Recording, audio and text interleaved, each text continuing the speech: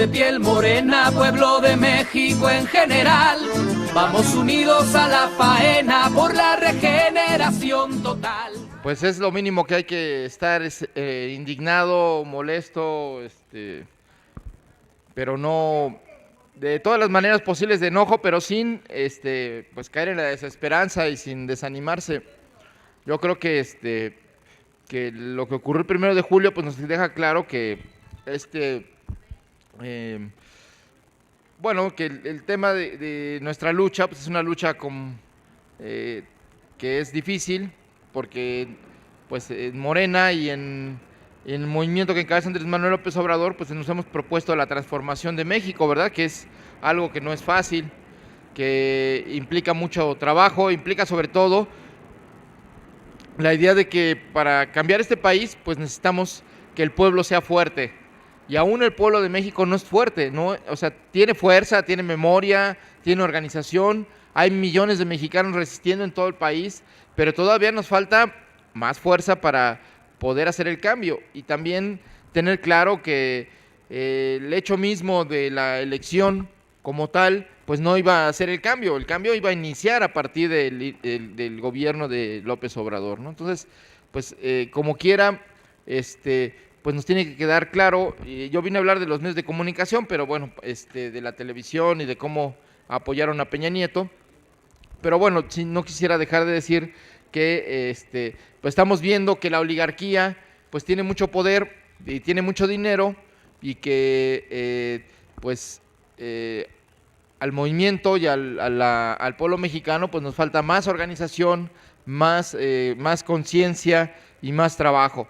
Y lo digo, la verdad es que yo estoy enojado, pero también tengo que decírselos, la lucha que hemos hecho ha permitido muchos avances y creo que tenemos que tener claro que los votos que se obtuvieron en esta elección pues son históricos, nunca les quiera tener tanto apoyo.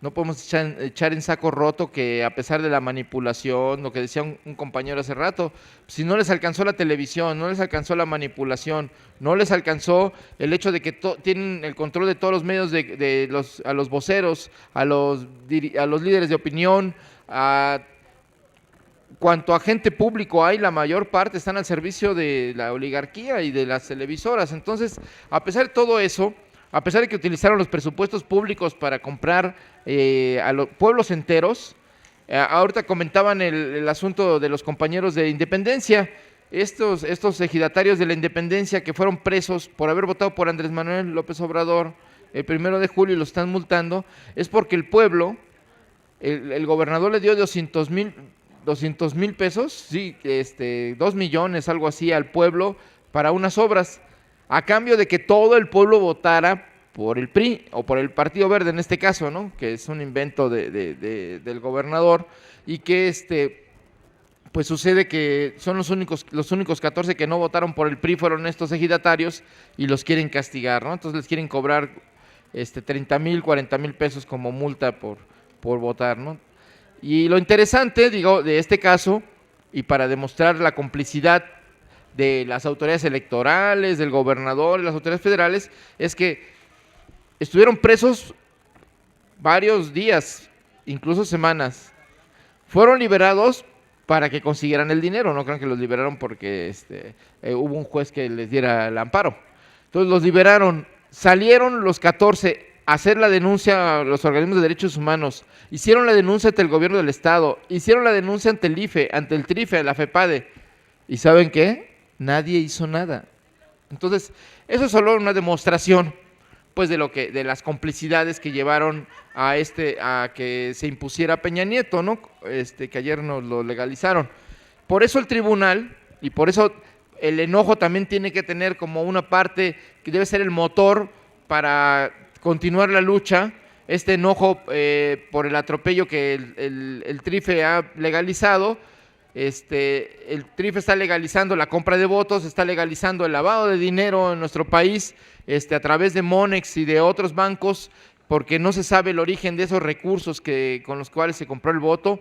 Sabemos que buena parte viene de los presupuestos públicos. Pudimos demostrar que en el caso de Zacatecas más de 108 millones se destinaron del presupuesto público a la compra de voto. Sabemos que incluso en Tabasco, a pesar de que hubo muchísimo dinero, muchos cientos de miles de pesos que se destinaron a las elecciones, y a pesar de eso, y compraron muchísimos votos, pero a pesar de eso no pudieron ganar. Y aquí hay una reflexión.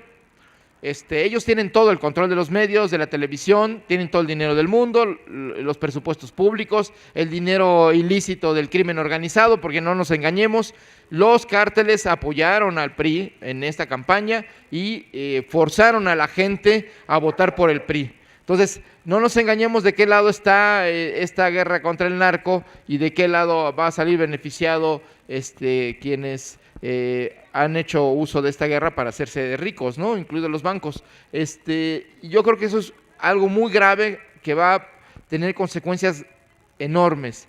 Porque si ya digamos, está demostrado, tenemos nosotros incluso los resultados casilla por casilla, de donde el señor Peña tuvo más del 65% de los votos en muchas zonas rurales, pues son controladas por los grupos del crimen organizado, ¿no? Entonces hay testimonios, incluso en este libro de Fraude 2012 hay algunos testimonios de cómo, por ejemplo, en la Sierra de Chihuahua, grupos del crimen organizado con armas ametralladoras y demás, obligaron a los pueblos de la sierra a votar por el PRI. Pues así ocurrió en la Sierra de Sinaloa, así ocurrió en el Triángulo Dorado, en la Sierra de Durango, donde por cierto pues el principal cacique es el Chapo Guzmán, pero así pasó en las sierras de Oaxaca y de Guerrero, donde no hay más control que el del crimen organizado, o de otros lugares de Veracruz. En fin, tenemos un mapa de donde operan los grupos delincuenciales y donde Peña obtuvo una enorme votación. Entonces, ¿qué es lo que pasó ayer? El tribunal nos está diciendo el día de ayer, pero nosotros tenemos que tener en cuenta, antes que eso, quería decirles otra cosa que era importante. ¿Dónde no ganó Peña? Que eso es algo que no se habla.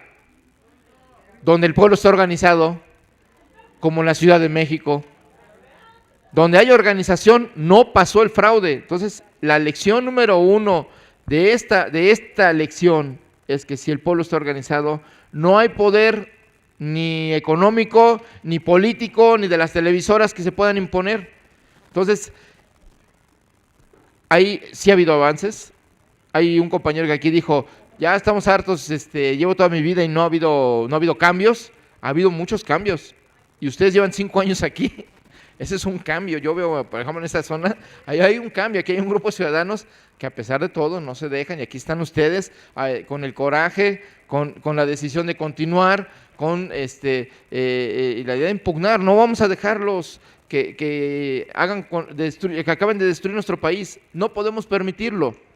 Ellos se pueden haber impuesto y vamos a seguir movilizándonos y a seguir denunciando, como señaló Andrés Manuel López Obrador, que el hecho de que este gobierno que ayer legalizó el trife, pues es un gobierno ilegítimo, es un presidente que no gobierna por la voluntad de los ciudadanos, sino por la voluntad del dinero, por la voluntad de las grandes empresas y de los bancos, que por cierto nos vienen a decir de Estados Unidos que todas esas grandes empresas no pagan impuestos e incluso lavan dinero, ¿no? Entonces, ahora resulta que la justicia y la investigación de lo que pasa en este país pues viene del norte, no viene de nuestras propias instituciones. Ya ven lo que decían de Tomás Yarrington y de los gobernadores de Tamaulipas, del PRI, asociados abiertamente al crimen organizado, y que Calderón encubrió. Aquí el cómplice de todo este fraude y de cómo ha avanzado el crimen organizado se llama Felipe Calderón, y los panistas deben ser conscientes de que su partido traicionó los ideales de Gómez Morín, traicionó los ideales democráticos y se entregó de lleno a la corrupción y se entregó de lleno al apoyo al PRI. Entonces, eso tienen que tenerlo en cuenta los panistas, porque han sido demócratas muchos de ellos desde su origen, y en esta zona donde nació el PAN, por cierto, pues tienen que ser conscientes de que su partido traicionó ya sus ideales y que dejó colgados a sus militantes, y que bueno, pues ya arriba banderas, y que dio la entrada para que Peña gobierne. Porque si alguien tenía elementos, porque sabemos, y eso lo publicó la revista Proceso, que cómo se financió la triangulación de recursos de origen ilícito para la campaña de Peña Nieto, que no solo rebasó por 10, sino por 20 el tope de campaña, Calderón hizo una investigación. Y Calderón sabe cómo se llevaron los recursos de aquí, se fueron vía España, cómo fueron después a Luxemburgo y cómo después a Israel y cómo regresaron a través de Monex. Esa investigación la tiene la PGR, esa está en obra en manos de Calderón, nunca la hizo pública. Ni siquiera el tribunal observó, analizó y conoció esa denuncia, esa investigación. Entonces, evidentemente, pues el Tribunal Electoral, como forma parte del aparato de poder en México, pues su único trabajo era convalidar y mantener pues la decisión ya tomada por la oligarquía. Entonces, por lo tanto, hay una parte de enojo, pero no por ingenuo, sino pues por saber que en nuestro país no hay justicia, por constatar que en nuestro país no hay democracia y que pues no se respetan la ley, no hay una impunidad completa y que ese es el pilar fundamental de este sistema, ¿no? Entonces, evidentemente entre las cosas que el tribunal no vio, o sea, no solo no vio la compra de votos, terminó diciendo que no hubo ni compra de votos, es que estamos ante un fallo donde no solo falló la justicia, sino está fallando la inteligencia, está fallando el sentido común y es una burla. Dictamen del Tribunal Electoral realmente es una provocación. No, el descaro ya lo tienen, es una provocación. Es decir, no vamos a ceder ni un ápice, ni una coma, ni una línea de sus denuncias. No existieron, no las demostraron y por lo tanto no ocurrieron. Entonces, lo que todo el mundo vio, lo que los medios de comunicación documentaron, lo que todo el mundo supo, pues ahora resulta que fue un invento, porque no existió. Entonces, bueno, claro, este es un dictamen que lo que quiere provocar es enojo de quienes son más conscientes en este país, provocar el enojo de los jóvenes, provocar el enojo de la gente que ha trabajado por el cambio verdadero y que ve pues cómo se impone el dinero, se impone la justicia y sobre todo se imponen los que son los enemigos de México. Hay que decirlo con sus letras y no hay que engañarnos. El Tribunal Electoral está actuando contra el interés de México, están objetivamente pues traicionando la Constitución y traicionando el mandato por el cual están ahí. Entonces, bueno, cuando una autoridad, cuando un Estado, cuando un gobierno, cuando el sistema de justicia, el sistema electoral le voltean la espalda al pueblo y a los ciudadanos a los que dicen representar, pues el pueblo tiene que hacer conciencia de ello y entonces tiene que asumir las responsabilidades que las instituciones no toman. Y bueno, pues si tenemos un gobierno que es enemigo del pueblo mexicano y que quiere vender el territorio y los recursos naturales, y si tenemos autoridades con la misma situación e instituciones que van a legalizar todo ese despojo, pues al pueblo de México, si es consciente de ello, pues no le queda otra que defender el territorio, defender sus derechos y defender a lo que es, digamos, al país y la Constitución, ¿no? Porque además, pues hagamos claridad de que si no continuamos nuestro trabajo de transformar este país, pues la degradación, la violencia, la destrucción van a crecer. Todavía esta ciudad tiene otra circunstancia, ¿no? Y eso es gracias a la población. Sí, a los gobiernos que se han tenido de izquierda, pero esos han llegado gracias a que la sociedad de aquí es más consciente, más informada y no se deja. También eso es algo muy importante, el hecho de no dejarse mantiene y permite que haya un avance democrático en la sociedad. Entonces, creo que el camino está claro, no nos debemos, digamos, dejar vencer, porque si nos dejamos vencer, pues le vamos a dejar toda la carga a los jóvenes y a las próximas generaciones de lo que hay que hacer, y yo creo que no es el caso. O sea, yo creo que no somos un pueblo de agachones, no somos un pueblo vencido, no nos han derrotado, aquí estamos íntegros, nuestro movimiento continúa íntegro, eso es algo muy importante, son 16 millones de votos, ellos con sus 5 millones inventados, pues por eso no hay quien festeje su, entre comillas, triunfo. ¿Quién está feliz de que Peña llegó?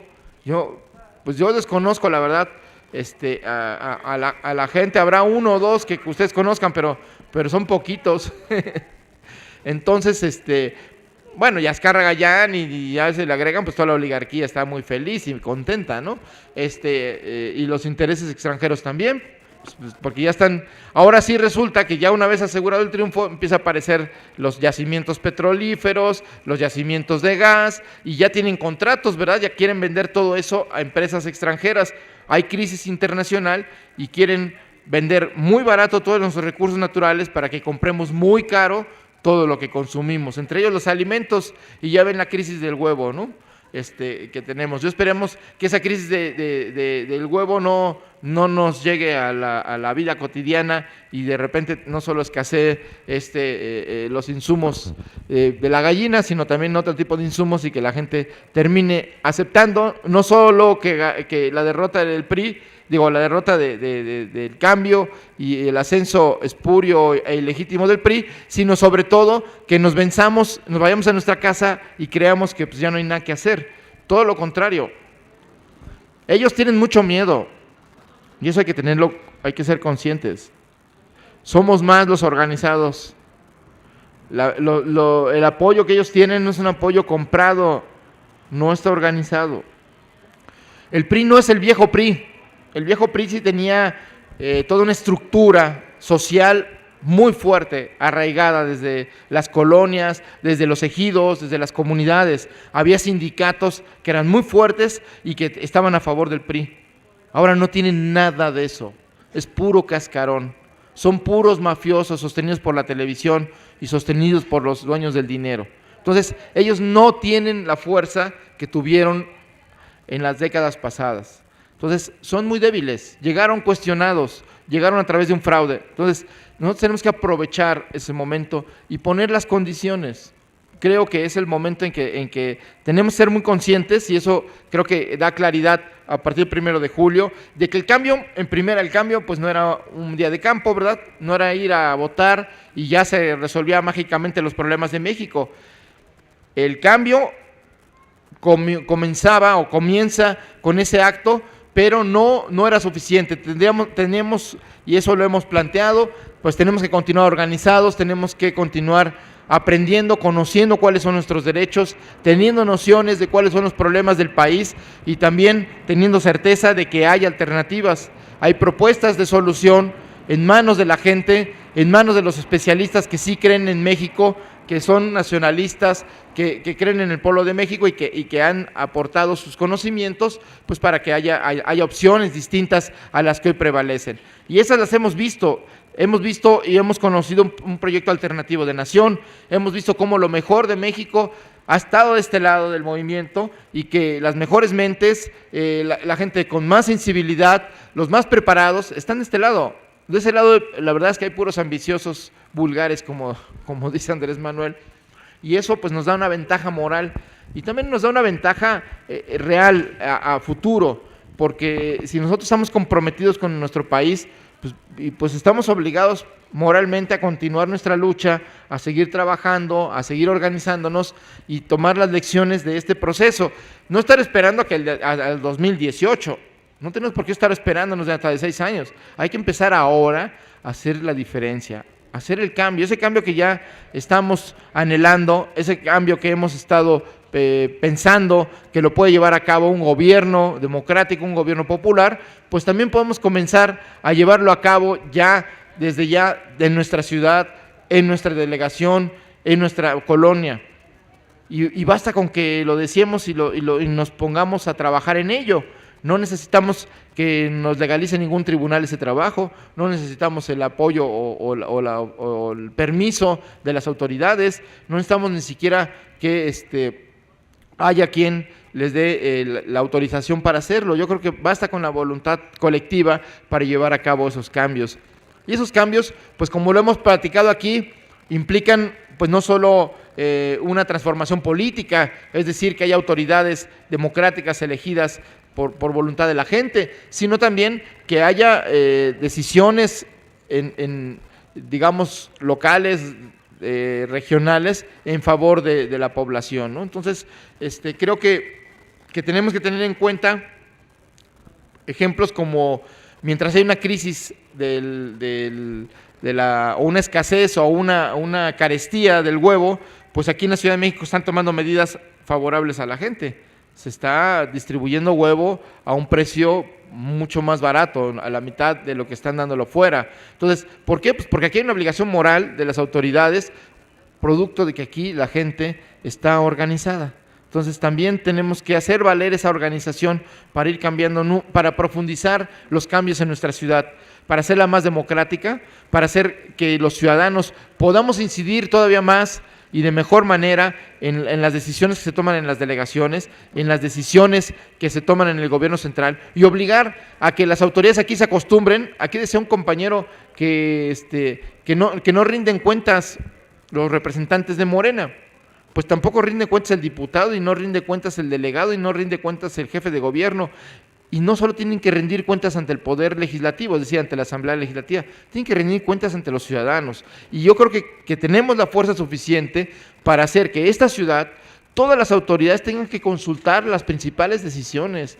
Si hay decisiones que van a afectar la vida de una delegación, una vialidad, una obra importante, la construcción de un conjunto de edificios, no sé, hay cosas que aquí ustedes lo saben mejor que yo, de las cosas que ocurren aquí, que deben ser consultadas por la población. Entonces, en ese camino sí podemos ir avanzando a profundizar el cambio y lograr que esa fuerza que tenemos, que hemos logrado, continúe en una ruta de ir creciendo y de ir construyendo más organización y de ir fortaleciendo el poder de los ciudadanos. Porque no hay cambio posible solo con líderes buenos. Necesitamos ciudadanos fuertes, conscientes, trabajadores, con ética, que estén dispuestos a colaborar, a ayudar, a ser solidarios con los demás, no empeñados en querer pasar por encima de los otros porque quieren ser candidatos, no porque quieren pasar por encima de los otros para que su negocio brille, no que quieran pasar por encima de los demás para que ellos sean los únicos beneficiados. No, tenemos que... Esta tarea es una tarea de transformación de la vida, no solo el sistema político. Sí queremos cambiar el régimen político, queremos cambiar la vida económica de este país, pero también tenemos que cambiar la forma de convivencia de los ciudadanos, y tenemos que cambiar, y eso tiene que repercutir en las relaciones entre gobernantes y gobernados. Y por supuesto, y que tenemos que tener en cuenta, es que tenemos que ir a luchar porque haya una televisión abierta en esta ciudad en manos de los ciudadanos. Tenemos que luchar porque haya una televisión de los ciudadanos, no del gobierno. Una televisión en manos de los artistas, en manos de los creadores, de las universidades, que informe. Tenemos que ir a lograr que el Internet sea un derecho ciudadano universal, gratuito para todos los mexicanos. Si han avanzado ellos, si lograron imponerse en este proceso electoral, ha sido porque tienen el control de la información, y la tarea de informar que hemos llevado a cabo, que ha ayudado, que ha ampliado el movimiento, ha sido insuficiente. ¿Por qué? Porque los medios masivos están bajo control de ellos. Entonces yo creo que si logramos reunir la fuerza para disminuir, para al menos acotar el poder que hoy tienen las televisoras, pues no es expropiándoles los medios de producción, como dicen algunos, o expropiándoles la señal que es nuestra. Hoy existe con la tecnología a la mano, podemos tener una televisión pública, ya está en el espacio, ahí está el espacio. Es cosa que obliguemos al gobierno a darle permiso. ¿Cómo les cuesta dar permiso a la sociedad? ¿Cómo defienden hasta el último momento los intereses de Televisa? Pero no están defendiendo el avance de la televisión en México, que a veces nos quieren vender la idea de que aquí se está apoyando y fortaleciendo a la iniciativa privada en telecomunicaciones para mejorar la comunicación de los mexicanos, para mejorar el acceso a Internet, para tener una mejor televisión. No es cierto. Aquí este es el paraíso del neoliberalismo, este es el paraíso de los negocios sucios, aquí es el paraíso de actuar contra la lógica misma del mercado. Televisa es un monopolio que quiere ser un monopolio y ha trabajado para seguir siendo un monopolio, pero no para ofrecer un mejor servicio a la gente, sino para el contrario, mantener el servicio malo que tienen a perpetuidad. Y entonces le quitan hoy la concesión del 2.5 MHz a MBS, no porque Televisa, que sí quiere aprovechar un espacio de ese espectro, sino sobre todo porque quieren que nadie lo tenga. O sea, porque MBS ya tenía la tecnología para tener internet barato y rápido, mucho más barato que el que puede ofrecer Televisa. Televisa no lo va a hacer. Es decir, no es que quiera él ofrecerlo, simplemente no va a ofrecer nada. Es una política de tierras muertas. Es una política de no usar los recursos, porque son recursos del pueblo, recursos del país, en beneficio de la gente, sino usar esos recursos para guardarlos, tenerlos sin utilizar, como tienen en este caso el Canal 9, el Canal 9 ni lo usan, es un canal abierto, no tiene ni señal, o sea, está la señal, pero no tiene canal. Ese es el tipo de política que hace Televisa. ¿Por qué? Porque no quiere que haya un competidor, entonces lo tienen ellos, pero no lo usan, y la autoridad no los obliga a usarla. Es de la misma forma con la fibra óptica y con esto de la 2.5. Entonces, no es que quieran mejorar las condiciones de vida y de comunicación del pueblo mexicano, sino quieren mantener las que hay, y no podemos aceptar que eso ocurra, o que eso siga ocurriendo. Entonces, hay tareas pendientes, efectivamente, pues para desgracia del país, y eso hay que decírselos a los que vendieron su voto y a quienes no han hecho su trabajo en favor de la transformación, o que quienes creen, o quienes sí le creen a López Dóriga, pues que se hagan responsables de lo que viene, porque lo que viene, o sea, la imposición de Peña Nieto no es gratuita, no es porque ya le toca al PRI, y ahora el grupo Atlacomulco por primera vez en la vida va a tener un presidente electo, sino simplemente porque para mantener el sistema económico y el modelo económico que hoy prevalece, que es beneficiar al 1% de la población a costa de la vida del 99%, ese modelo solo se puede sostener con la vía autoritaria, porque no puede tener el apoyo social ni el consenso. Entonces, aquí, a través del fraude electoral, están llevando a la imposición para perpetuar este modelo. Entonces, nosotros tenemos que ser conscientes de que esos son los planes de la oligarquía. Entonces, nosotros tenemos que organizarnos mejor, fortalecer nuestro trabajo de base, construir, que eso es algo muy importante. Sí es muy importante este círculo de estudios, este buzón ciudadano, pero tenemos que hacernos el objetivo de juntarnos con todos los ciudadanos conscientes de esta delegación y construir un poder ciudadano que haga un contrapeso, un poder paralelo, que haga un contrapeso a las autoridades. Y esa es la única vía real de cambio, es que comencemos a tener poder y podamos ejercerlo. Y evidentemente, pues esa es una tarea que no es fácil, que requiere mucho trabajo y también requiere de mucha formación, es decir, pues todo lo que hemos aprendido en estos 5 años aquí en este círculo nos sirve perfectamente para intervenir en la vida pública, para poder tener elementos de cuáles son las alternativas que nosotros podemos construir de gobierno, de obras, de trabajo que hace falta y está pendiente. Yo creo que esa es una ruta que nos permitirá demostrarle a los demás, a los que todavía no abren los ojos, de que la única forma de transformar a México y hacerlo para los mexicanos y en favor de la gente es que la gente tome el país en sus manos.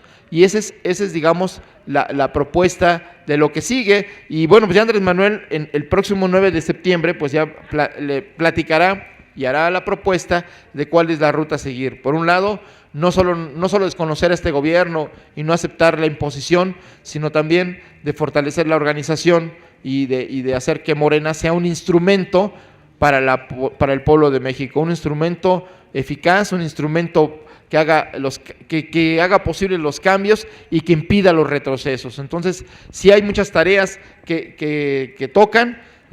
Andrés Manuel pues no será presidente de México constitucional por el momento, pero seguirá siendo un luchador social y seguirá siendo el dirigente del principal movimiento de transformación de este país y seguirá siendo el principal dirigente de México político. No hay otro líder, ojalá hubiera más, pero no hay otros dirigentes como él. Por eso le surge en los medios de comunicación todos esos voceros de la oligarquía, a los académicos que están a su servicio, diciendo ya, Andrés Manuel es un lastre, ya que se jubile, ya por favor, ya que se vaya y que nos deje en paz. ¿Qué miedo le tienen? ¿Cuándo han escuchado ustedes que piden que se jubile un político? Nunca. Y ahí está Diego Fernández Ceballos, un ladrón confeso que se dedica a saquear las arcas públicas, litigando contra el gobierno, contra el Estado, para beneficiarse él y la mafia y empresarios, pues ya tiene más de 70 años. Alguien le pide, le propone, le sugiere que se jubile. Y entonces, ¿cómo un hombre, en la plenitud de su vida política, en la plenitud de su vida como persona, como padre de familia, que tiene menos de 60 años y ya lo quieren jubilar? Digo, llama la atención, ¿verdad? Pues le tienen mucho miedo lo que representa ese movimiento. Entonces, nosotros también tenemos que leer las cosas al revés. Digamos, no creerles la versión que nos cuentan de las cosas, el poder, porque si no nos vamos a deprimir y nos vamos a ir a nuestra casa. ¿Por qué? Pues porque su trabajo, el trabajo de la televisión, el trabajo de estos voceros, es decir, no hay alternativa, no hay otra que seguir por esta ruta, no hay otra que aprobar las reformas estructurales, no hay otra que ser esclavos, olvídense de sus derechos laborales. La única huelga general que ha ocurrido en este país la hizo el SME en 1914. ¿Para qué? Para que se aprobara la primera ley de trabajo en México. El SME logró que hubiera la primera ley federal del trabajo que aprobó Carranza.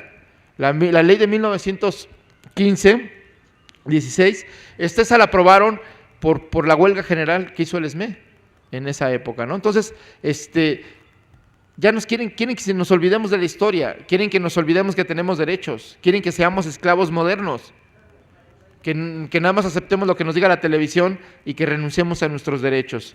Esos derechos han costado sangre, los derechos laborales han costado vidas, los derechos, el derecho a la educación, el derecho a la salud, que hoy nos quieren vender como si fueran privilegios, han costado vidas, guerras contra países extranjeros. Para que hubiera instrucción pública tuvo que haber leyes de reforma, y nos invadieron 3 países, y a los 3 países los combatimos, y sin la tecnología ni las armas. Ya olvídense de la televisión, entonces no teníamos armas. Los indios de Zacapoaxtla o los indígenas de Zacapoaxtla traían arcos y flechas. Claro, había cañones también, pero la gente está combatiendo con lo que teníamos a la mano, y así los vencimos. ¿Por qué? Porque nos unimos contra los invasores. Hoy nos tenemos que unir contra estos traidores a la patria, porque son los conservadores del siglo XIX, quieren entregar a los extranjeros al país, quieren entregar nuestros derechos. No lo podemos admitir.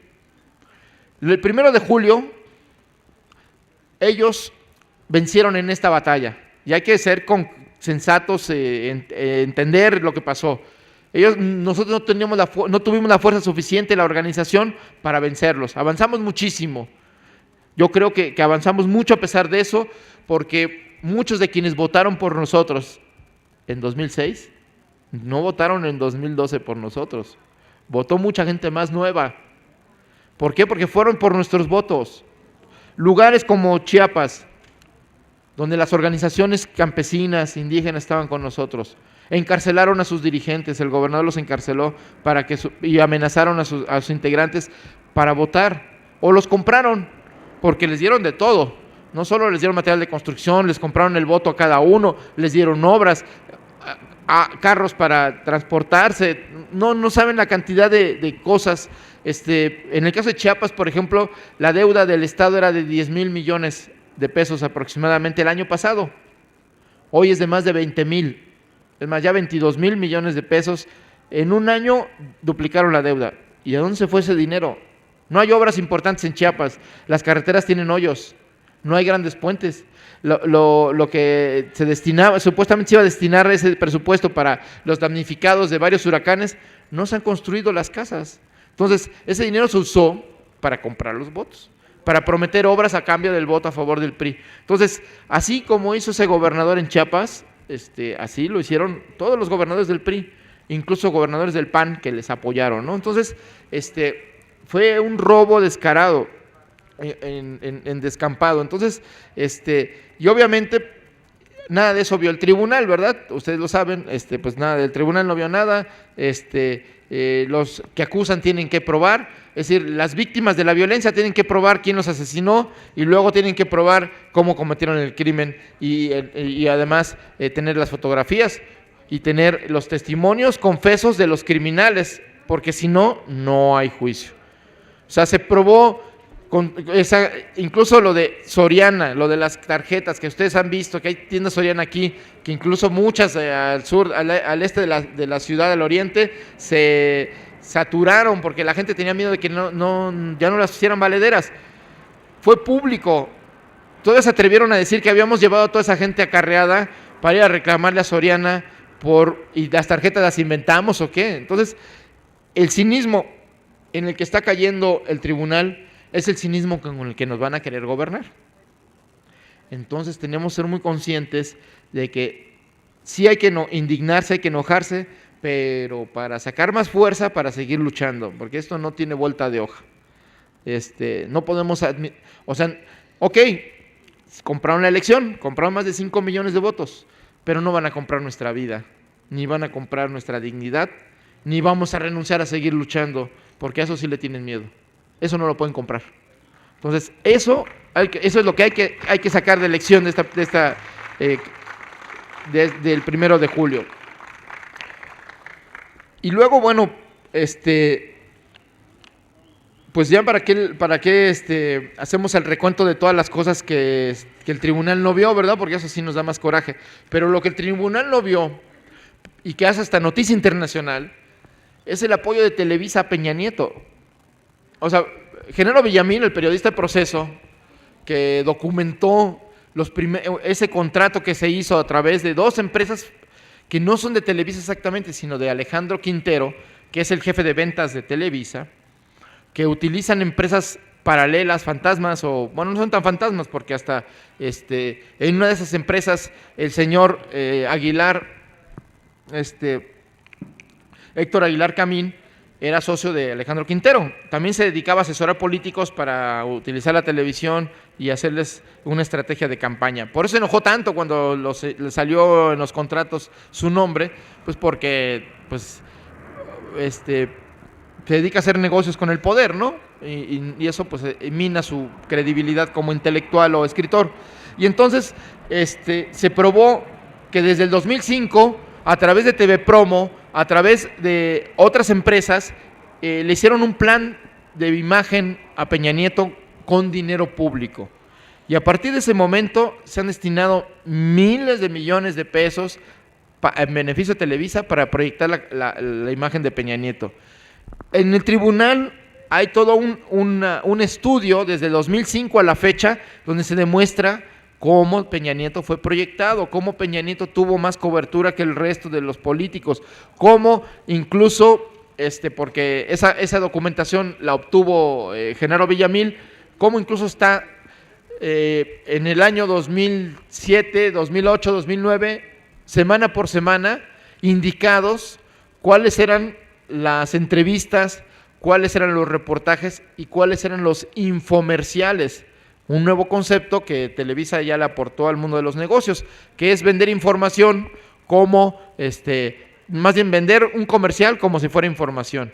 Y entonces esos infomerciales que creó Televisa para Peña Nieto, pues después ya se los vendieron a gobernadores y a otros políticos, ¿no? Pero quienes crearon esa figura fue a partir de los contratos con Peña Nieto. Entonces, todo eso no lo vio el tribunal. No vio el tribunal que justo la aparición de Peña Nieto en varios programas de entretenimiento a lo largo de esos 6 años, pues fueron pagados, no fue solo como invitados, sino se pagaron para proyectar su imagen a nivel de jóvenes, a nivel de amas de casa, en fin, los nichos que representaban esos programas, ¿no? Entonces, y todo estaba tasado, todo estaba analizado, todo estaba investigado. Eso no lo vio el tribunal. Es más, el tribunal tampoco vio que toda la primera parte de la campaña, el propio monitoreo de la UNAM y del IFE daban cuenta de que había más ventaja en los noticieros de Televisa, cuando López Dóriga decía, no, pues aquí nada más le hemos dado 33% a Peña Nieto y solo 22% a Andrés Manuel, y le parecía muy normal, que no había ningún problema, que tener más de 10 puntos de proyección de la figura de uno sobre otro en plena campaña tiene un peso.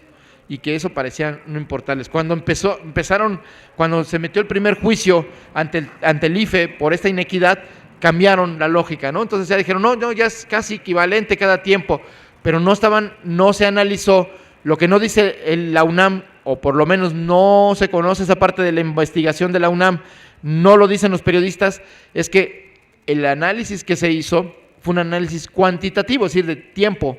¿Cuánto tiempo le dedicaron a cada uno? Cuando lo que debían ir es al fondo, cómo tratan a cada uno. Y ustedes saben mejor que los especialistas y mejor que nadie la preferencia que siempre en los noticieros se les dio, y sobre todo de Televisa, a Peña Nieto. Las imágenes más duras, más feas, donde se veía peor, eran las de López Obrador. Y podemos ver día por día cómo fue, incluso cómo se editorializaban las propuestas, cómo prácticamente hasta se burlaban incluso del candidato, y todo eso pasaba como información objetiva.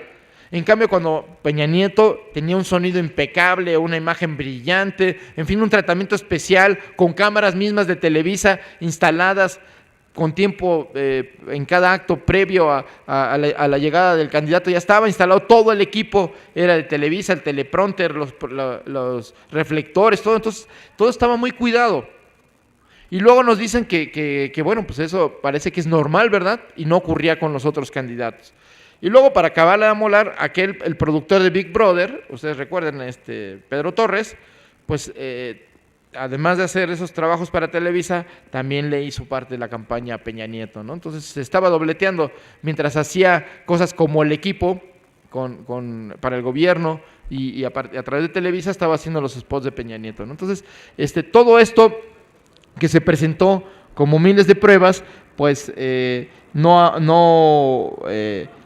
pues el tribunal no lo vio, ¿no? El tribunal no se dio cuenta y que de ese acuerdo de Televisa y Peña Nieto, pero además no solo eso, y que eso es lo más grave, Televisa no es una televisión cualquiera. Televisa en estos últimos años, en estos últimos 10 años, pues ya se ha convertido en el verdadero poder en México. Entonces, sí tenemos que, digamos, tener claro esto y pues tenemos que equilibrar el terreno, ¿verdad? Porque si este terreno está muy disparejo para poder ganar por la vía pacífica y electoral, estando todos los árbitros a su favor, teniendo todas las leyes a su favor, teniendo todos los medios a su favor, pues está muy difícil ganar en esas condiciones. Pero aún en esas condiciones, el movimiento avanzó mucho.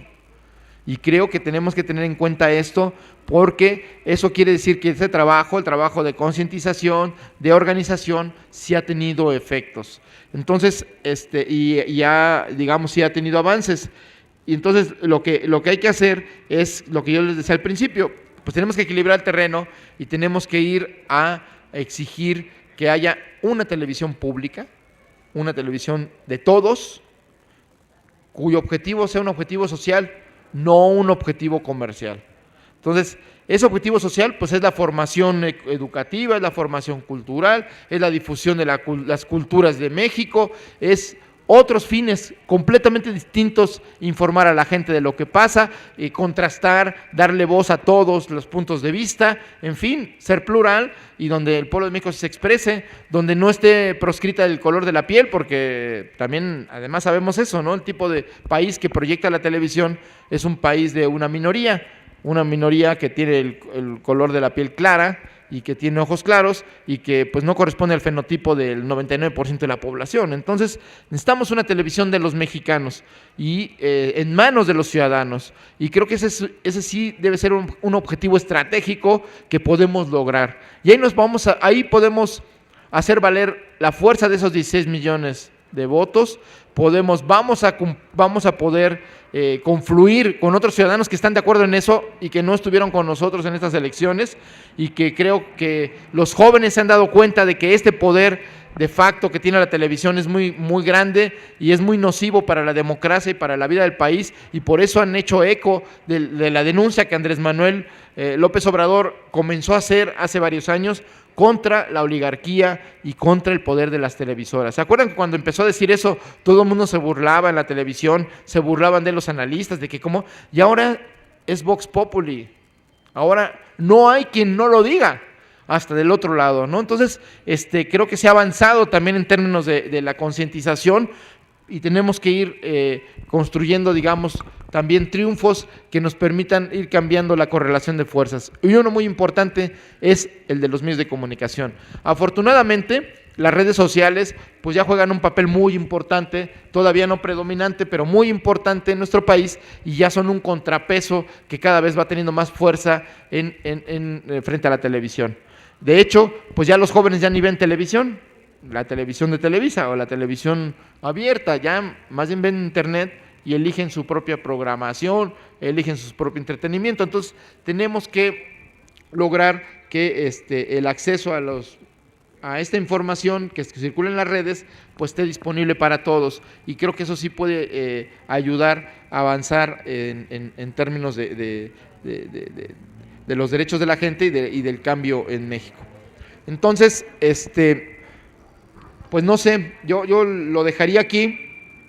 Creo que para todos queda claro que a través de la televisión usaron a las encuestadoras. Hoy sale una entrevista con el encuestador de Calderón, que nadie sabe que es el encuestador de Calderón, pero Rafael Jiménez es encuestador de Calderón, de ARCOP. Ese les hace las encuestas a Los Pinos ahora, y le hacía las encuestas a Josefina. ¿Qué dice hoy que aparece en la jornada? Pues que las encuestadoras sirven para manipular, y que las encuestadoras manipularon, y que estaban mal hechas, y que dijeron puras mentiras. Entonces, está claro que Calderón sabe todo eso, y que es cómplice. O sea, no solo nos llevó a un baño de sangre en nuestro país, también está entregando el retorno al PRI, y eso hay que decírselos a los panistas. Ustedes son responsables también de lo que está pasando en el país, porque lo que viene es muy grave. Nosotros no nos vamos a dejar, vamos a continuar luchando, pero sí está claro que el panismo en el poder ha sido cómplice de este fraude electoral, y le está entregando, pues no solo, yo digo que no solo al PRI, al crimen organizado le están entregando el país, porque así como los llevaron en muchos lugares a ganar al PRI, ahora ¿quién va a gobernar ahí? Bueno, ya gobernaban, pero ahora van a querer oficialmente gobernar grandes porciones del territorio nacional para seguir haciendo sus negocios. Porque, bueno, entre otras cosas, estamos ante un modelo de guerra que en el fondo ya el tema de las drogas es lo de menos. Estamos enfrentando la disputa territorial, el control del territorio, para cometer delitos de todo tipo, desde fraudes electorales hasta secuestros. Es que a eso estamos llegando. Entonces, tenemos que ser conscientes de ello, de que lo que se está estableciendo y legalizando en México es un estado mafioso, es una mafia, y cuando Andrés Manuel planteó el tema, también se burlaron de él, y ahora cada vez queda más claro lo que son la naturaleza mafiosa del poder político en México y de la naturaleza mafiosa del poder económico. También actúan como mafias y utilizan la violencia, y utilizan la manipulación, y utilizan las leyes para hacer negocios. Entonces, en contra del pueblo de México, evidentemente, en contra de los pueblos, en contra de las comunidades. Entonces enfrentamos esto también, digamos, nos ayuda a tener claridad de que lo que estamos enfrentando, pues es un sistema que necesitamos irlo debilitando por la base de la organización de los ciudadanos y la organización de base. Y ese es el objetivo de Morena. No nos engañemos, no es solamente ir a depositar el voto y apoyar a Andrés Manuel López Obrador. El objetivo de Morena es la transformación del país. Y hoy, frente a este estado mafioso, pues la transformación pasa por construir el poder de los ciudadanos, construir el poder popular, pasa por apropiarnos de la política, apropiarnos del espacio público como aquí se hace, y apropiarnos de la agenda pública, porque ya basta de que nos impongan una y otra vez decisiones, una y otra vez cuestiones que van minando cada vez más nuestra vida, que van destruyendo al país y que van acabando con el futuro para los jóvenes. Entonces, yo lo que les invito es a poner manos a la obra. Este es un proyecto de vida, es decir, queremos mejorar nuestro país, no lo vamos a mejorar en 3 semanas, no lo vamos a mejorar en 3 años ni en 6 años, esto es para continuar y enseñar ese camino a las nuevas generaciones. Lo que hagamos no cae en saco roto, porque Así es la historia de este país, hemos ido aprendiendo de las generaciones anteriores. Entonces, nuestra tarea es enseñarles esa ruta a los jóvenes, de que hay que luchar, de que hay que aprender a conocer los derechos y de que hay que intervenir en la vida pública. No podemos ser indiferentes, no podemos ser sumisos y tampoco podemos irnos a nuestra casa a pensar de que pues no hay nada que hacer. Todo lo contrario, tenemos todas las posibilidades y todo depende de nuestra capacidad de organización y nuestra capacidad de convencimiento. Y bueno, pues para eso no se necesita dinero, para eso no se necesita, solo se necesita un poco de dignidad, un poco de conciencia y muchas ganas y mucho amor, pues por el prójimo, por la patria y pues por el género humano, porque pues finalmente está amenazada la vida de la gente y de la sociedad, porque estos no están mejorando al país y al planeta, lo están destruyendo y están acabando con las bases civilizatorias. Están acabando. Hoy el principal enemigo de este poder financiero internacional es la democracia. Por eso recibió este fraude electoral el apoyo de todos los poderes internacionales. No nos engañemos, pues por eso es ver las felicitaciones de los Estados Unidos y de España y demás. Pues todos los que tienen negocios aquí en México están muy felices porque los van a continuar teniendo, además de manera cada vez más abierta y sin tener que respetar las leyes, ¿no? Ni tener que respetar los derechos de la gente. Entonces, pues yo lo dejo ahí si hay preguntas, pues ahí las responderemos. Gracias. Agradecerles sus comentarios, preguntas y demás que me parecen importantes. Como son bastantes, voy a irme rapidito para no cansarlos.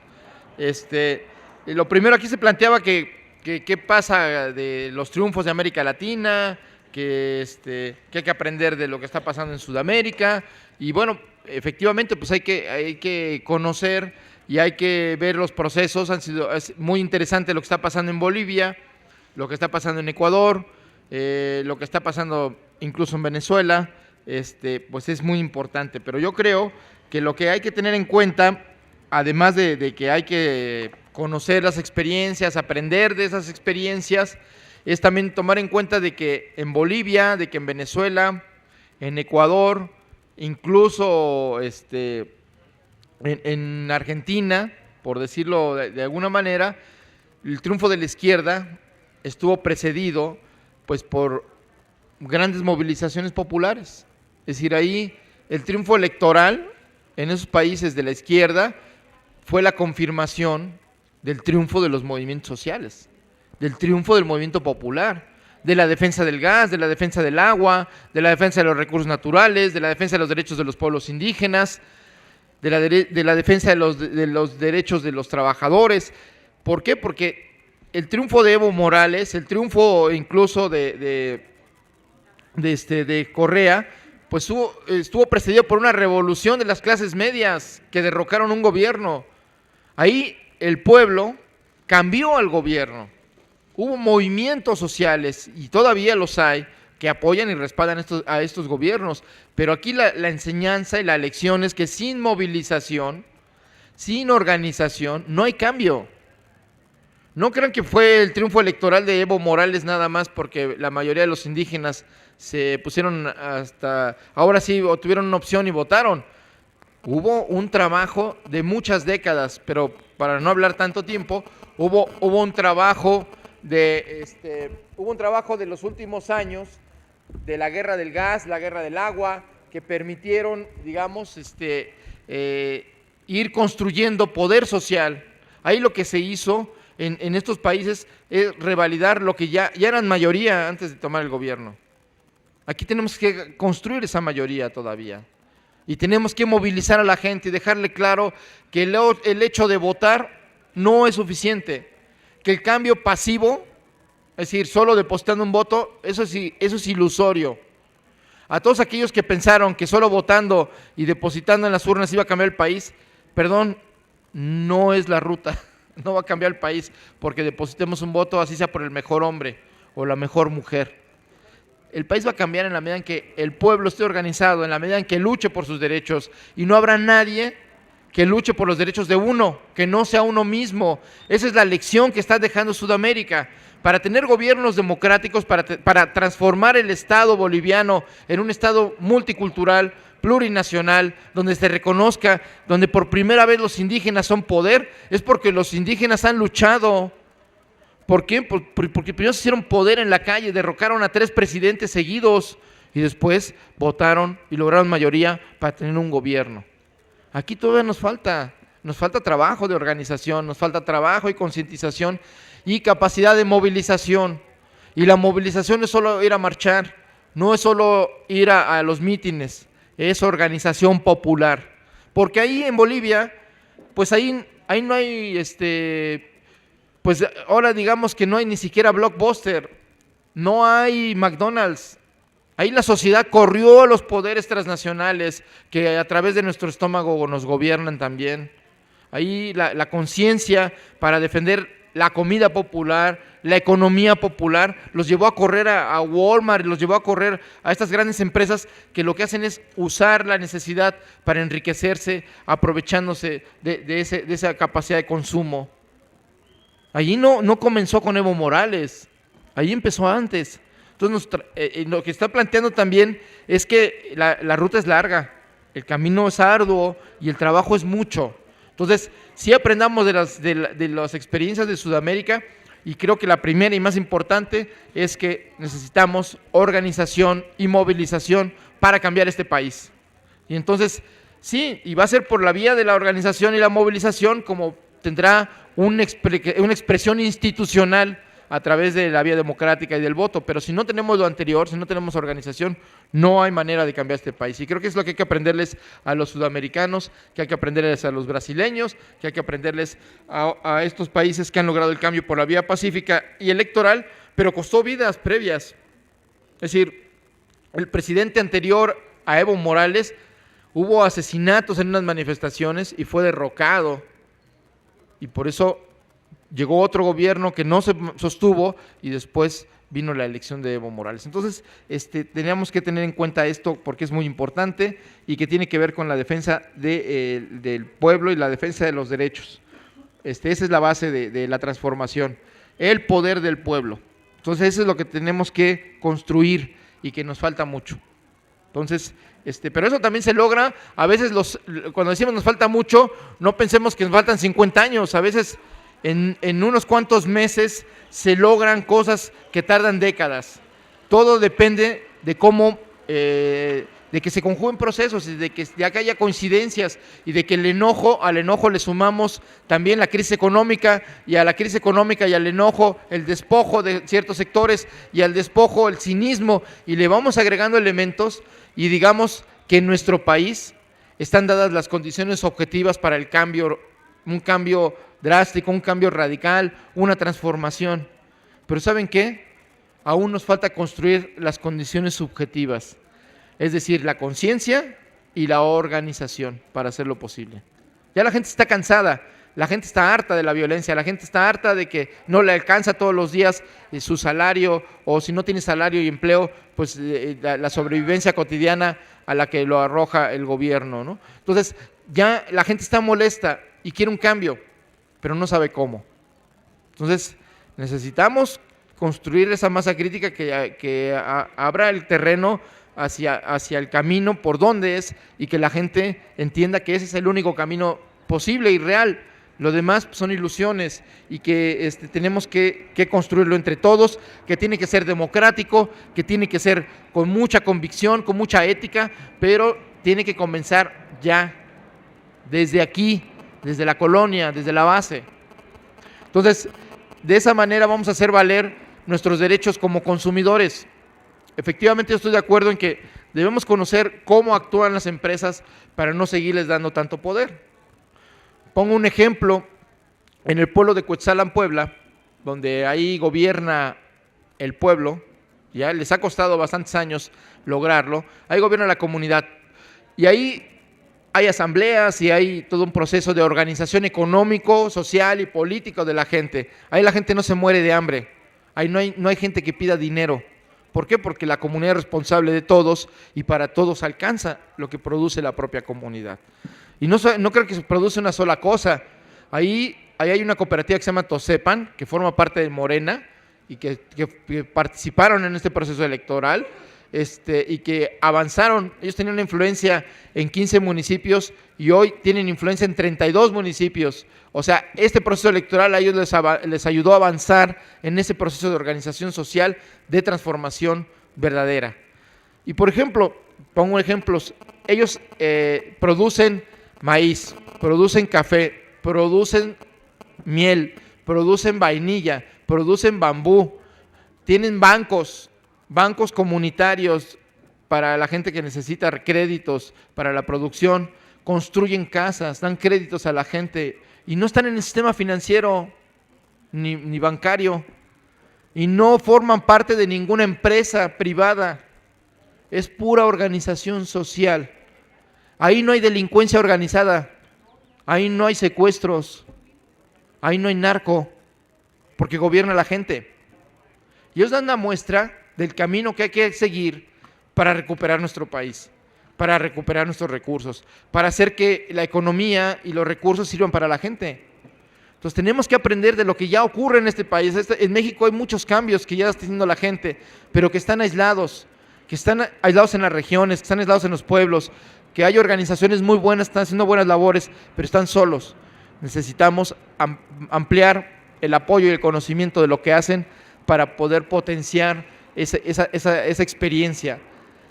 Y tienen otras cosas, por ejemplo, la Tosepan es una organización democrática, ahí no hay caciques, ahí los dirigentes tienen menos de 30 años de edad, ahí no se perpetúa ningún líder, y miren que hay muy buenos, y hay gente muy capaz, pero que se han puesto reglas para que nadie se quede dirigente toda la vida, de que tienen que aprender los jóvenes a dirigir, que tienen que aprender a hacer las cosas.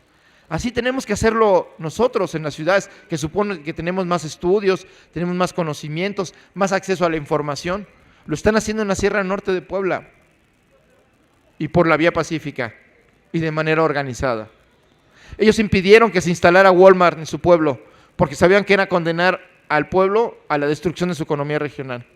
Ellos impidieron los hoteles de los políticos que querían instalar ahí porque iban a quebrar, porque tienen turismo ecológico con el cual también vive la gente, y entonces los grandes hoteles, las grandes cadenas comerciales iban a destruir esa economía sobre la que se sustenta esa fuerza popular, esa forma de organización y ese tener autoridades que respondan al mandato de la gente. Tanta fuerza tienen que es el primer pueblo de México, el primer municipio que logró un reordenamiento territorial decidido en asamblea. Es decir, la gente decidió cada espacio del territorio del municipio a qué se iba a destinar, si iba a ser reserva ecológica, si se iba a destinar a construir vivienda, si se iba a destinar con uso comercial, lo que fuese. Eso fue una decisión no del presidente municipal, no del cabildo, no de los regidores, fue una decisión de las asambleas, de los que viven ahí. Entonces, ese es un proceso de aprendizaje, porque para eso tuvieron que aprender para la vocación de la tierra, no era una decisión arbitraria. No era de que a mí me gusta esto porque se ve bonito y esto lo vamos a destinar al turismo. Y esto a mí no me gusta porque se ve feo y lo vamos a destinar al comercio. No, llevaron investigadores, llevaron gente de la universidad para aprender qué tipo de tierra era donde estaban viviendo, cuáles eran los posibles usos de esa tierra, dónde servía para sembrar, dónde servía como recarga del acuífero, dónde todo. Pero ese conocimiento no se quedó en las manos del gobierno, no se quedó en manos de los especialistas, se socializó, se conoció, todo el mundo tuvo acceso a la información para poder tomar una decisión sabia, no una decisión arbitraria. Porque tomemos unas decisiones entre todos a veces son las mejores. Si no tenemos los conocimientos y no tenemos la información, pues no tomamos buenas decisiones. Entonces es muy importante la información. Por eso cuando aquí se decía que hay que ejercer nuestro poder como consumidores, tenemos que saber de dónde vienen las cosas que usamos, quiénes las producen y cómo las producen. Y sería muy bueno saber que hay cosas que nosotros usamos todos los días que sirven, que como nosotros las consumimos, eso sirven para que se explote a otra gente, se explote a los niños, se explote a las mujeres. Por poner un ejemplo, todos usamos celulares y no somos conscientes de que hay una región del planeta donde en el Congo, donde se produce una sustancia que sirve a las baterías de los celulares y que solo ahí se produce en todo el mundo y que esa región del mundo vive una guerra, se llama la guerra del coltán, y todos los que usamos celulares somos cómplices de esa guerra y no lo sabemos, y cada vez que usamos nuestro celular estamos ayudando a que muera gente y no lo sabemos. Entonces tenemos que a llevar esta información a todos para hacernos conscientes cómo la ropa que usamos, cómo muchos elementos que usamos textiles sirven para destruir nuestro territorio, para darle poder a los Camel Nasif, que son los señores de la mezclilla en México. No solo explotan niñas y explotan presos para las maquiladoras o para el turismo sexual, como se supo y que denunció Lidia Cacho.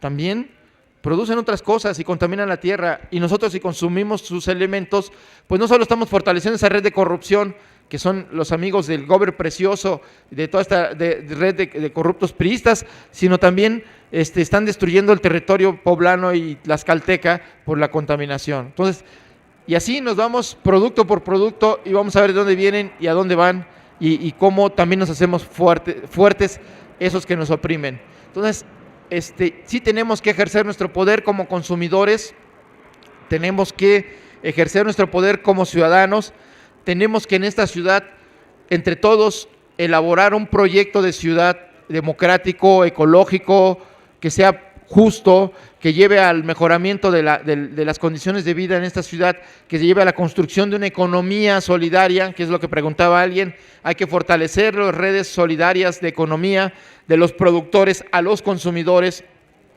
hacernos responsables como consumidores y apoyar todos los productos que son elaborados de manera artesanal, de manera limpia, y que no destruyen, no explotan a la gente, no destruyen la naturaleza y no afectan nuestra salud.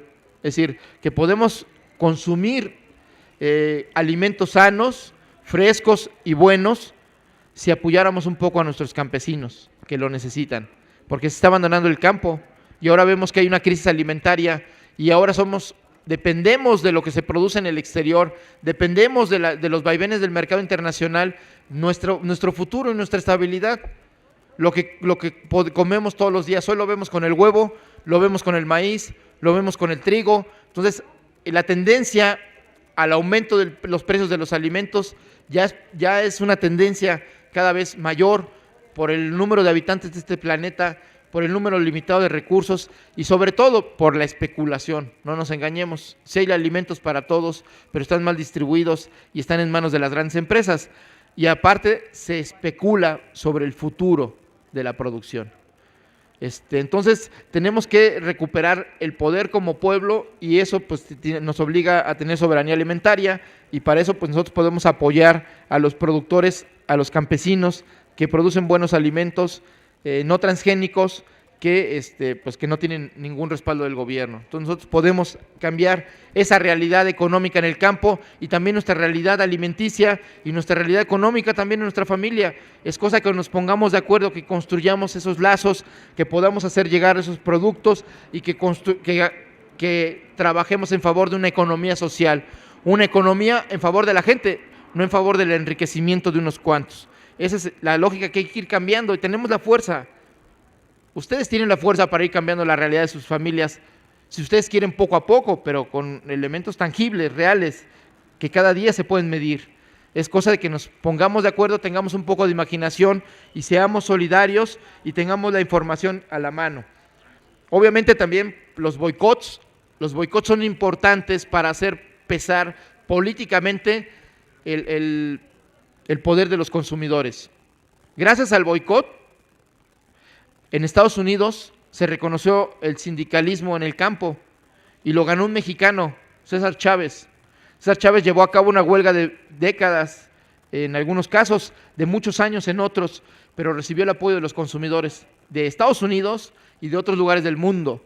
Y él utilizaba la desobediencia civil, la resistencia civil pacífica, y él logró cambiar la realidad de muchos mexicanos explotados en los Estados Unidos, en el lugar más difícil, donde no hay leyes laborales a favor de los sindicatos, donde no hay autoridades sensibles a favor de los trabajadores, ahí triunfó un mexicano que hoy es héroe nacional en Estados Unidos. El 31 de marzo se celebra ese Día Nacional de los derechos de los trabajadores del campo, y es el Día Nacional de César Chávez, y aquí ni lo conocemos.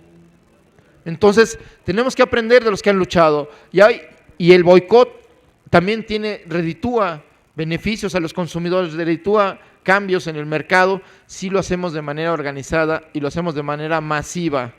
Y van a ver si no cambian hasta las tarifas de los teléfonos, si no cambian las tarifas del internet, si no cambian las tarifas de los teléfonos fijos, si no cambian las tarifas de los bancos. Lo que pasa es que somos muy fuertes, pero estamos divididos y eso nos debilita. Por eso cada vez nos inoculan el miedo, la desconfianza entre nosotros y la división, porque esos son los elementos de control y de fortaleza del sistema. Por eso nos tenemos que avanzar a favor de valores como la solidaridad, el apoyo mutuo, la preocupación por los demás. Y nos dicen que estamos locos, pero la verdad es que son los únicos valores humanos que van a llevar a que la humanidad tenga un futuro, porque si no, esto no tiene salida. Seguir gobernados por la lógica del dinero, seguir gobernados por la lógica de la ganancia a toda costa, seguir gobernados por empresas que solo están viendo su beneficio propio a costa de los demás, no tiene futuro en la humanidad, no tiene futuro este planeta. Entonces tenemos que darle poder a la gente, porque también es darle un futuro a las próximas generaciones y darle un futuro al planeta. Ese es un destino, y tenemos que entender que esta lucha que estamos dando es una lucha por cambiar el destino del país y el destino nuestro como pueblo. Entonces, pues es una lucha para siempre, no es una lucha de un momento, de un mes, de 2 meses, de 3 años. Es una lucha para toda la vida, pero que también es una lucha que produce satisfacciones y que nos puede hacer ser felices.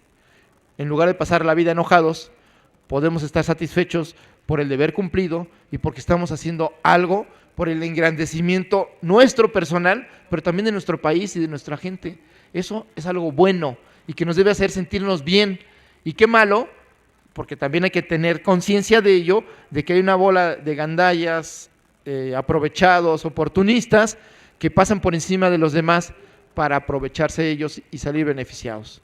Pero eso no nos debe hacer sentir mal como personas, nos debe hacer sentir mal para cambiar las cosas, pero no para deprimirnos, ni para cansarnos, ni para desesperarnos, ni para desesperanzarnos. Y la lucha es larga, la lucha es difícil, pero miren, así ha cambiado la humanidad, y así ha cambiado los avances de la humanidad han sido gracias a gente que ha creído en lo que hace, y gracias a eso tenemos hasta energía eléctrica. Si no es por la gente que osó desafiar los valores de su época, desafiar la opresión de su época, pues no habría habido cambios sociales, no habría avances tecnológicos, no habría nuevos conocimientos. Esa es la apuesta de Morena y de este movimiento. Es una lucha a largo plazo, es una lucha por el cambio de fondo, pero el cambio de fondo comienza en la vida cotidiana, comienza en nosotros mismos, y el cambio de fondo lo vamos a hacer entre todos y con todos. Aquí preguntan sobre el Canal 21 y si puede ser la semilla de nuevos medios ciudadanos. Yo creo que sí. Yo creo que hay que obligar que el Canal 21 sea un canal ciudadano de los capitalinos, no del gobierno de la ciudad, y que eso es algo muy importante. Entonces sí tenemos que dar una batalla para ciudadanizar los medios de comunicación, y pues es un medio nuestro, de los capitalinos, y que tenemos que buscar que sea la semilla de los nuevos medios públicos y ciudadanos que tanto necesita nuestro país. Hablaban aquí de unos compañeros de un matrimonio de Valle de Chalco. Pues nosotros tenemos seguimientos de los compañeros que luchan y que trabajan en favor de la transformación. Apoyamos en lo que podemos, hacemos la denuncia, hacemos la asesoría jurídica. No teníamos noticias de estos compañeros. Se hace raro que los compañeros de Morena de ahí de Valle de Chalco no hayan denunciado esto públicamente. Entonces tenemos que tener más elementos para saber de qué manera apoyar a la familia, apoyar a los compañeros, porque eso sí, tenemos que quedar claros. Nadie en este movimiento se va a quedar solo. Y tenemos que ser solidarios con todos. Y tenemos que defender los derechos humanos del pueblo, pero también de nosotros. Entonces, sí, pues tenemos que saber qué pasó con ese matrimonio y si es necesario, pues a buscar apoyo para los tres niñas de este matrimonio que pues desgraciadamente pues no entendí si fallecieron, los secuestraron o uh-huh.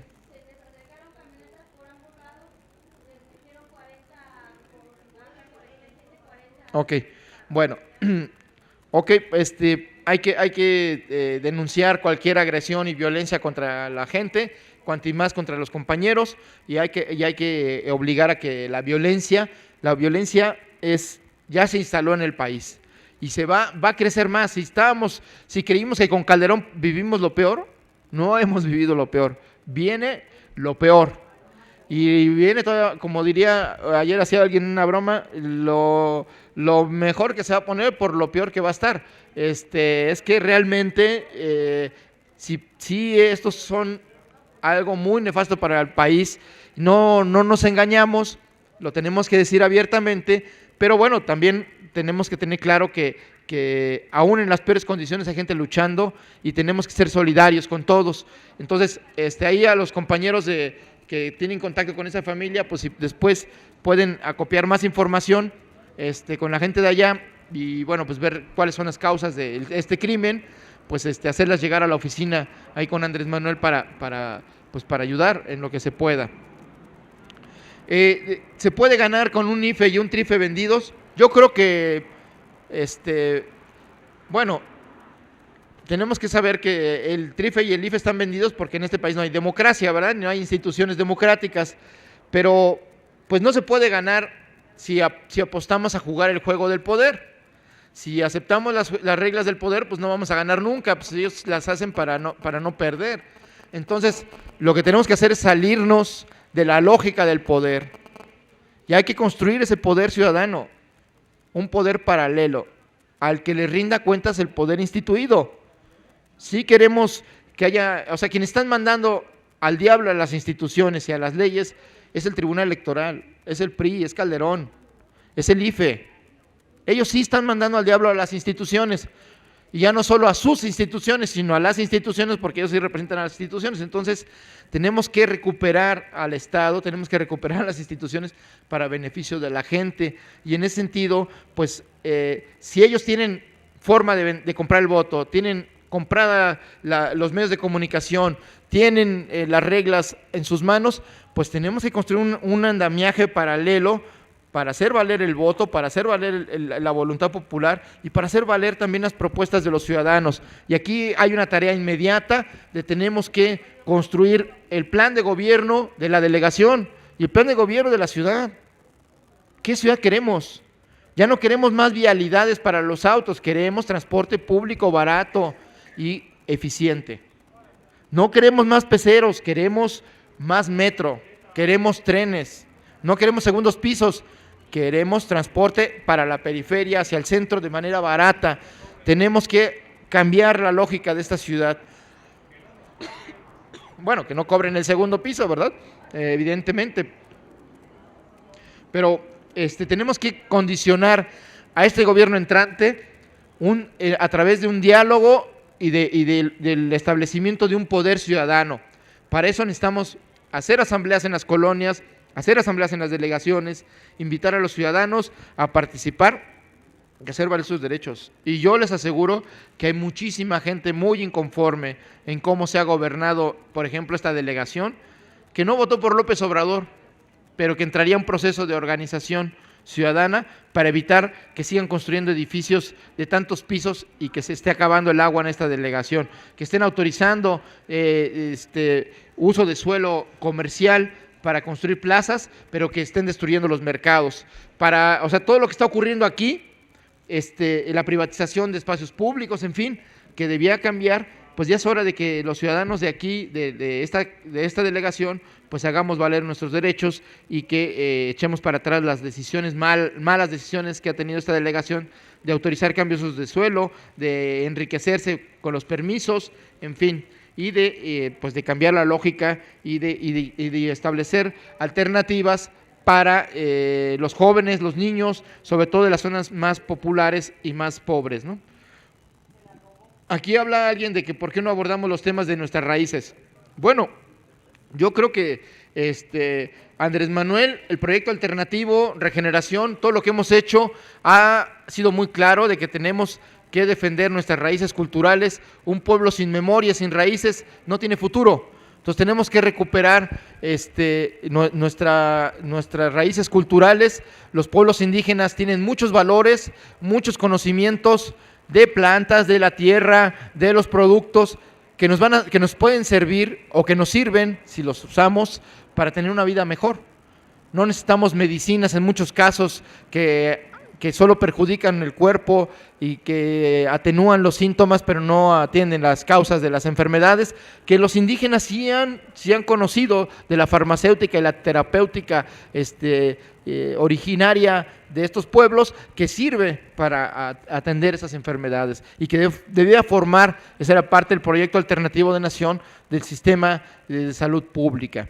Nosotros sí creemos que tenemos que recuperar la enseñanza de las lenguas en náhuatl o cualquiera de las 56 lenguas que se hablan en nuestro país, que se están perdiendo, pues porque una lengua que se pierde es un conocimiento y una cultura que se pierde, y eso, la riqueza de este país. México es uno de los países con más diversidad cultural, diversidad biológica y diversidad natural del mundo, es el tercero. Entonces tenemos que aprovechar esa riqueza y aprender de ella, porque siempre habrá algo nuevo, tras una palabra distinta, tras una lengua, hay un concepto de vida, hay una filosofía. Cuando se pierde esa lengua ya no sabremos de ella, y tenemos que aprender de ello, porque es experiencia de vida, porque es cultura, porque es pueblo, y son pueblos milenarios, ¿no? Entonces yo creo que nosotros apostamos por la recuperación, no solo cultural, sino de la defensa de los pueblos indígenas. Hoy el sector más amenazado de nuestro país, y no solo por razones culturales, son los pueblos indios, porque gracias a la historia de México, México es el único país en el mundo donde la mayor parte de su territorio le pertenece a la gente por ley. Está en manos de las comunidades y de los ejidos, y donde hay más recursos naturales, donde hay agua, donde hay bosques, donde hay recursos minerales, donde hay petróleo, son las tierras indígenas, son las tierras campesinas, en manos de los ejidatarios. Esas tierras están amenazadas con privatizarse. Y entonces parte de la disputa territorial de México está dada por estos pueblos. Entonces tenemos que ir en defensa de la propiedad social, que hoy 103 millones de hectáreas, de 200 millones de hectáreas que componen el territorio nacional, están en manos de los indígenas y los campesinos. Hoy necesitan nuestro apoyo y nuestra solidaridad para que no perdamos esa tierra, para que no perdamos esos recursos, para que no destruyan la naturaleza y para que no destruyan la cultura. Entonces, debemos ser conscientes de ello y tenemos que ser solidarios. En Morena está Morena Verde, están los compañeros indígenas de el Plan de Ayala del siglo XXI, la mayoría están en Morena y otros quieren entrar a Morena, y que forman parte de las fuerzas campesinas organizadas de este país, que tienen mercados paralelos, que tienen una economía solidaria y que quieren y que necesitan el apoyo para extender esa experiencia.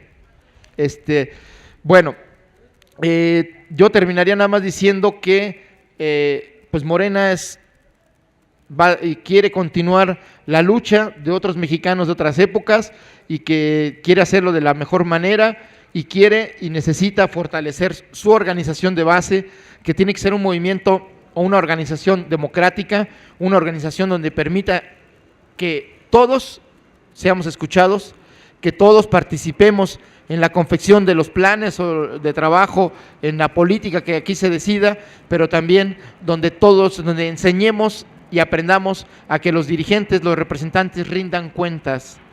Ya no podemos aceptar una organización donde quienes están al frente pues no informen y no rindan cuentas de los recursos, y no rindan cuentas de las tareas, y no pues también pongan su cargo a consideración de la Asamblea. Queremos revocación de mandato en nuestro país, pues también lo tenemos que ejercer en nuestra organización. Queremos democracia para México, pues tenemos que tener una organización democrática. Queremos una organización preocupada por los valores, tenemos que tener una organización preocupada por los valores. Entonces tenemos que hacer de Morena el reflejo del país que queremos.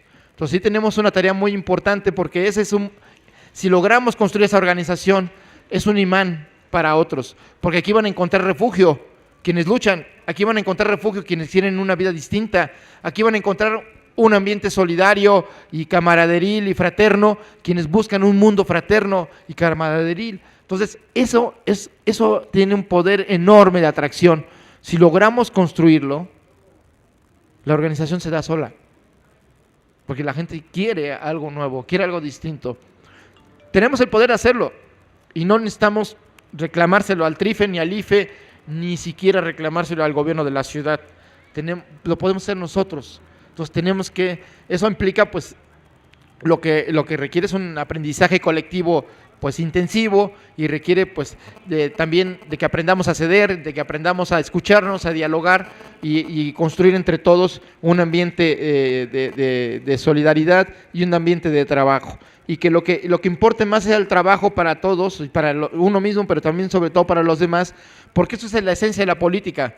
Nosotros queremos recuperar la política. Estamos hartos de la politiquería, estamos hartos de la corrupción, estamos hartos de la forma en cómo los partidos políticos hoy actúan, estamos hartos de que los gobernantes le den la espalda a la gente para enriquecerse en el cargo público. Bueno, pues construyamos una ruta distinta y démosle poder a la gente, démosle poder a todos nosotros. ¿Cómo? Pues construyendo este poder ciudadano que tanto hace falta para lograr el cambio en México. Entonces, de la propuesta que se hizo aquí del Tribunal Electoral Popular, pues yo apoyo esta propuesta del Tribunal Electoral. Me parece muy importante el hecho de que podamos construir instituciones que nos den elementos a la gente para no dejarles la última palabra a este tribunal de corruptos y de magistrados que fueron elegidos la mayoría por Jesús Murillo Caram, que era miembro de la Comisión de Gobierno en el Senado, y que fue el mismo que nombró. Por eso Peña Nieto lo nombró su representante ante el Tribunal Electoral, porque pues él le dio el nombramiento y legalizó el nombramiento de esos magistrados, y pues algo le deben, ¿no? Entonces, como no queremos esos tribunales venales que ya están corrompidos, podemos crear instituciones. Yo participé en el 94 en el Tribunal Electoral del Pueblo Chiapaneco, cuando Amado Avendaño fue candidato, que hicieron fraude para que el PRI siguiera y continuara ahí. Pues hubo una resistencia civil, había una rebelión armada de los indígenas en buena parte del territorio, pero también en las ciudades y en otros lugares donde no estaban los zapatistas, la gente se rebeló, hizo resistencia civil y lograron derrocar a ese gobernador, que no alcanzó más que a gobernar unos cuantos días y que presentó su renuncia. Y se hizo un tribunal electoral del pueblo chiapaneco que logró documentar cómo hubo fraude electoral ahí y dio, digamos, cuál es la fortaleza de ese fallo. Ese fallo no va a cambiar la realidad jurídica, no va a hacer que renuncie Peña Nieto, ¿verdad? Pero va a ser algo muy importante, que es un fallo moral, una condena moral a ese poder que llegó a través de la corrupción y de la compra del voto, y que eso sí es una verdad histórica que sí es importante que quede asentada en los anales de la historia, en los medios de comunicación. En fin, quien recurra a la reconstrucción de esta época podrá decir que bueno, hubo un tribunal que vendió la elección, porque también ya luego sabremos cómo se habrán beneficiado por esa decisión, y hubo un pueblo que no, o un porcentaje muy grande de la población que no aceptó ese fallo, y que hubo una verdad histórica, que hubo un tribunal del pueblo, un tribunal popular que pues documentó el fraude y condenó, digamos, como ilegítimo a quien busca ostentar la presidencia de la República. Bueno, aquí le dejo, ahora sí, ya me tardé más en mis respuestas que en mi exposición, pero bueno, pues aquí por el placer de estar con ustedes y dialogar. Muchas gracias.